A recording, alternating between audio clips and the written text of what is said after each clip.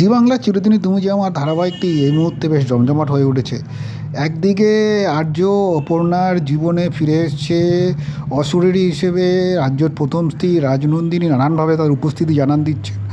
অপরদিকে সম্প্রতি যেটা জানা গিয়েছে যে আর্যকে যখন কিডন্যাপ করেছিলেন মেঘরাজ, সেখান থেকে প্রাণপণে গিয়ে অপর্ণা আর্যকে উদ্ধার করার চেষ্টা করছেন।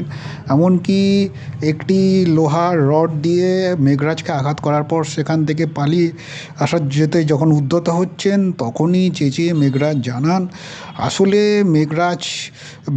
মেঘরাজ জানান যে রাজনন্দিনীর খুনি আসলে আর্যই প্রধান ষড়যন্ত্রকারী, যে তার প্রথম স্ত্রী রাজনন্দিনীকে ঠকিয়েছে এবং খুন করেছে। একই সঙ্গে অপর্ণাকেও সে বিয়ে করে ঠকিয়েছে কার্যত।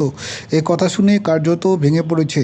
এদিকে চ্যানেলের তরফ থেকে সদ্য একটি নতুন প্রোমো প্রকাশিত হয়েছে, যেখানে দেখা যাচ্ছে আর্য সদ্য বেড়াতে গিয়েছেন অপুদের বাড়িতে।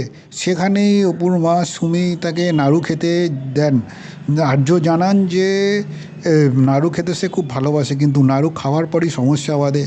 আর্যর গলায় একটা সমস্যা হয় এবং সকলে যখন উদ্বিগ্ন হয়ে প্রশ্ন করে কি হলো আর্যর, তখনই সে কার্যত অজ্ঞান হয়ে যায়। তার কি হবে সেই আগামী দিনে সেটা জানা যাবে। পাশাপাশি এবার একটা নতুন আপডেট এলো, এই ধারাবাহিককে কেন্দ্র করে এক নতুন অভিনেত্রীর প্রবেশ ঘটছে এই ধারাবাহিকে।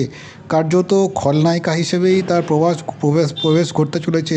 শোনা যাচ্ছে বাংলা টেলিভিশনের জনপ্রিয় মুখ অভিনেত্রী স্নেহা চ্যাটার্জি এবার আজ চিরদিনই তুমি যে আমারে প্রবেশ করতে চলেছে। জানা গিয়েছে চরিত্রটি নেগেটিভ হতে চলেছে এবং মূলত অপর্ণার জীবনকে দুর্বিষহ করবে নানানভাবে, এমনটাই শোনা যাচ্ছে। যদি এ নিয়ে বিস্তারিত কিছু বলতে চাননি চ্যানেল কর্তৃপক্ষ বা নির্মাতারা, তবে আগামী দিনে এই চরিত্রটি কীরকম হয় বা ধারাবাহিকে তার ভূমিকা কতটা গুরুত্বপূর্ণ হয় তার দিকে সকলের নিঃসন্দেহে নজর থাকবে।